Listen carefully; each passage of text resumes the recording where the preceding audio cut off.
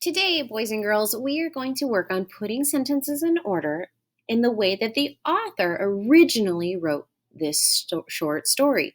So, this story is called The Beach. Now, we are going to do our best to put them in order. Here we go. Here's one sentence. It says, "We will go home."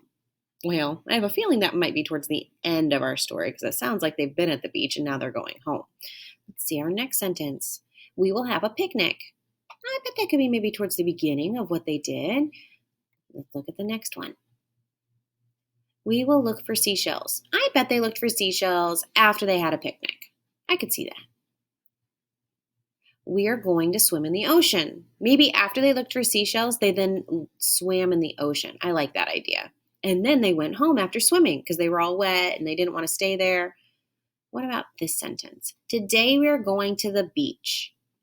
I bet that would be at the beginning because if I were looking at all of these sentences and I was trying to find my topic sentence, it would make the most sense for "today we are going to the beach" to be the topic sentence because everything under it is about going to the beach.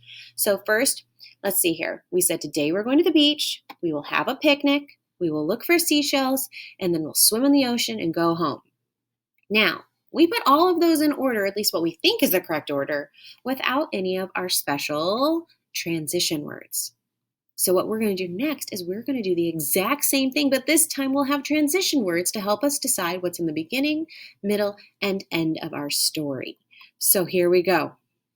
I'm going to drag some sentences up. "Finally, we will go home." Well, I have a feeling that was last because finally lets me know that that happens last. "After that, we will have a picnic." Well, something apparently happened and then we had a picnic. So I'm going to put it close to the end. "Next, we will look for seashells." After that, we will have a picnic. Maybe they looked for seashells before they had their picnic. Let's see here. We're going to keep going. "First, we will go swim in the ocean." It sounds like that's the very first thing we're going to do is swim. Maybe so you dry off by the end. And then we have "today we are going to the beach," which I think is our topic sentence. So I believe this is the correct order. Today we are going to the beach. First, we are going to swim in the ocean. Next, we will look for seashells. After that, we will have a picnic. And finally, we will go home. And don't forget that period at the end of all your sentences. Let's check with what the author had. Here we go. We got it right. Remember those transition words in the beginning. Green lets us know that's the beginning. Yellow lets us know that's the middle. And red lets us know it's the end and we're done. So first is a beginning transition word. Next and after that are middle transition words. And finally is an ending transition word.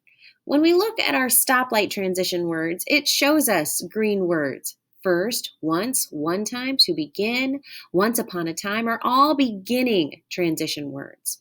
Then for the middle, we have then, next, later, second, later that day, in the meantime, are all middle ones. They let us know we're in the middle of our story or our retelling or our next big idea, which is partially what we need to remember.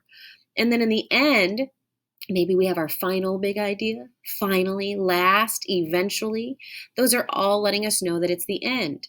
Now, as a friendly reminder, we talked about a neighborhood is a great place to live. Do you remember what we used in the beginning?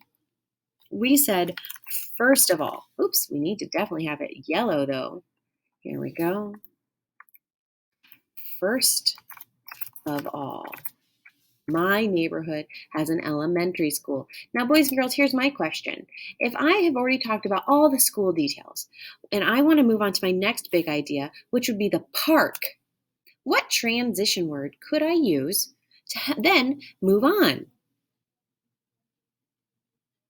I could use any of these in the middle as long as it makes sense. So I would maybe go with maybe second or next.